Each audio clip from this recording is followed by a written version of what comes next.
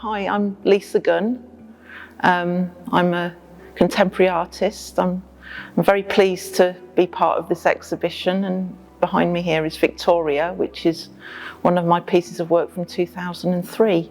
The inspiration for Victoria came from a reaction. It's quite defiant. What happened was I'd not long had a spinal injury and I was in recovery, and I went back to university, but I'd been in recovery for 4 years and I hadn't been outside, and it was to do with that reintegration into society and the way that people reacted to me. And I was very confused and I had a lot of questions at the time, and I started to wonder why people were treating me differently, because I was still a young woman, but now I was a young woman in a wheelchair. I started to question why I was being spoken to like I couldn't understand what people were saying, and why people were looking at me this way. And it was one particular person said to me, "You know that you'd be really quite attractive if you weren't in a wheelchair." And things like that stick with you. You never forget, you know. And at that time I was quite angry and upset, and you know, it was, I don't know, I just wanted to, you know, do something about it and question it. So it's quite confrontational in the fact that it's asking the viewer whether or not I'm actually allowed to have a feminine identity, a sexuality. It references the history of women. The name Victoria, it's kind of a pun, because I see her as victorious because she's larger than life and she holds the room. But at the same time, you've got Victorian age. You've got the corsetry, it's very repressive. The lacing zigzags through the spinal column, so it's kind of breaking it up. Also inspired by Frida Kahlo, of course, the broken column. I understand how she felt. I was in a lot of pain, you know. You do suffer a lot of pain. I don't think people see that.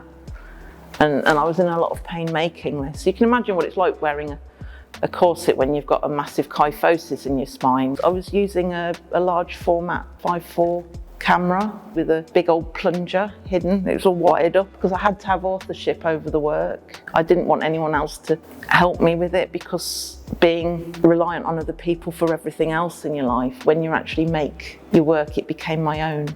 It was a very daring thing for me to do. I don't think I realised just how daring it was until I actually had it up in a gallery and people in the gallery were shocked, you know. But now everybody embraces it and they understand it.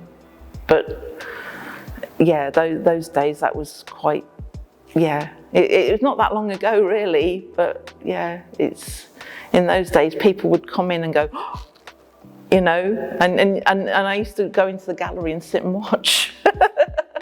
Out of something very dark, something very beautiful can arise. That's how a lot of my work is made. I'm inspired by beauty in nature and in society, but it can come from a very dark place. I was involved in a serious road traffic accident. It was the 9th of April 1997, and I was a young, able-bodied, strong woman, and I had my whole life ahead of me. And then all of a sudden, in a split second, it all changed. And I don't think I realised, even at this moment, that I would never be the same again.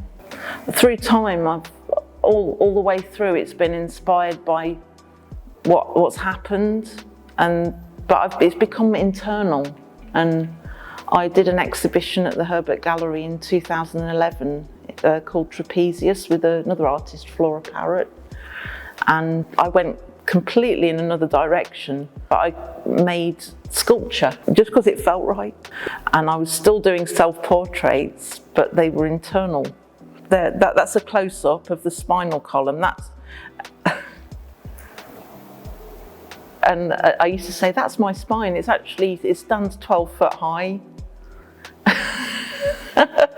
But it's, you can see there's no disc there, and the vertebrae is crushed.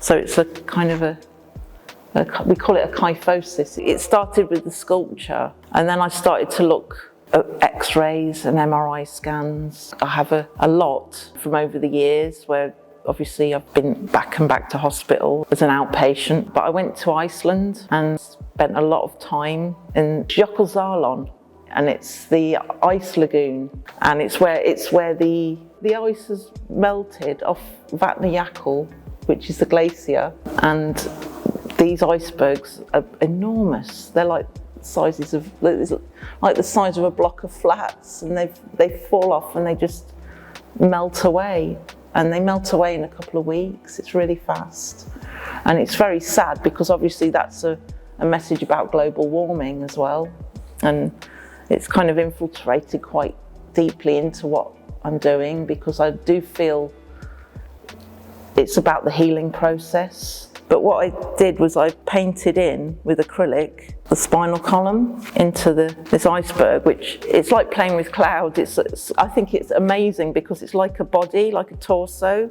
And this line here actually looks like it's part of the spine, but that's actually the iceberg. And it just flows in really nicely with the pelvis. It's like this whole thing that out of such horrendous adversity, something very beautiful can come. I mean, this for me has given me a tremendous new life, you know. I mean, without my artwork, where would I be?